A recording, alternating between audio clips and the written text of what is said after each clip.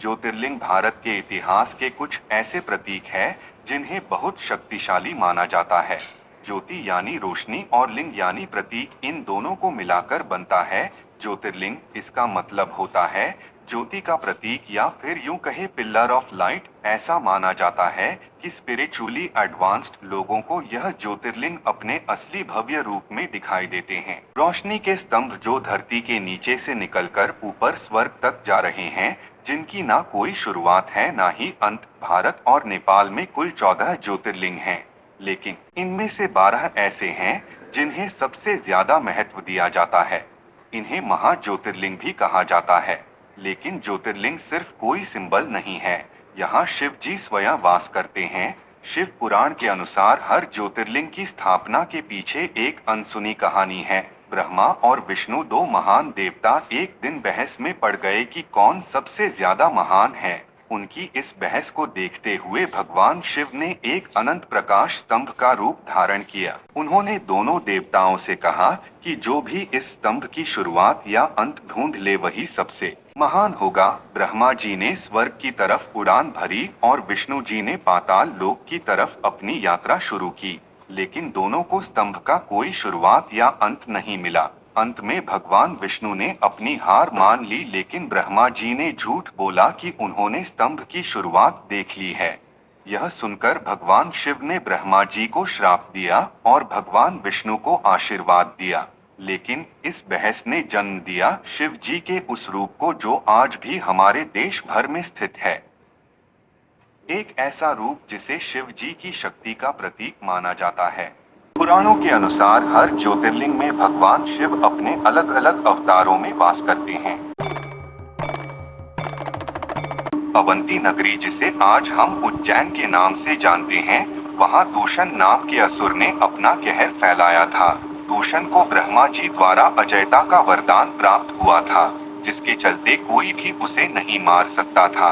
उसने चारों तरफ हाहाकार मचा रखा था। उसने अवंती नगरी के ब्राह्मणों पर अत्याचार करना शुरू कर दिया। इस दुष्ट राक्षस से मुक्ति पाने के लिए 4 शिव भक्त ब्राह्मण एक पार्थिव लिंग के सामने शिव जी की तपस्या में लीन हो गए। दैत्यों ने इन ब्राह्मणों की तपस्या भंग करने की कोशिश की, लेकिन वो शिव जी की भक्ति में मगन थे।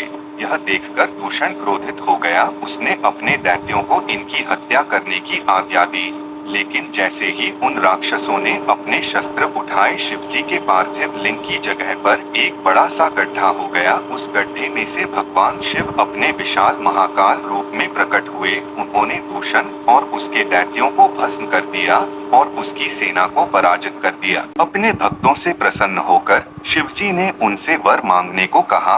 उन ब्राह्मणों ने शिव जी से विनती की कि वह अपने भक्तों के कल्याण के लिए वहीं विराजमान हो जाएं।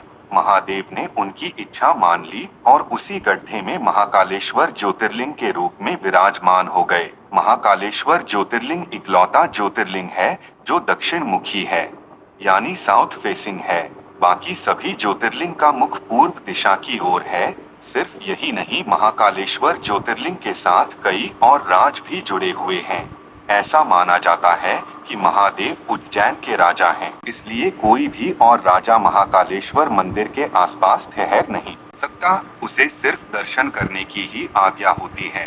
लोग मानते हैं कि अगर कोई भी नेता या पावरफुल इंसान उज्जैन में आकर ठहरता है तो उसे भारी अंजाम भुगतना पड़ता है।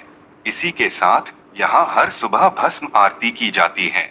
माना जाता है कि काफी समय पहले यह आरती हमेशा ताजी भस्म से की जाती थी। आरती से सिर्फ कुछ समय पहले जिसका अंतिम संस्कार किया गया हो, उसकी राख को भस्म की तरह चढ़ाया जाता था।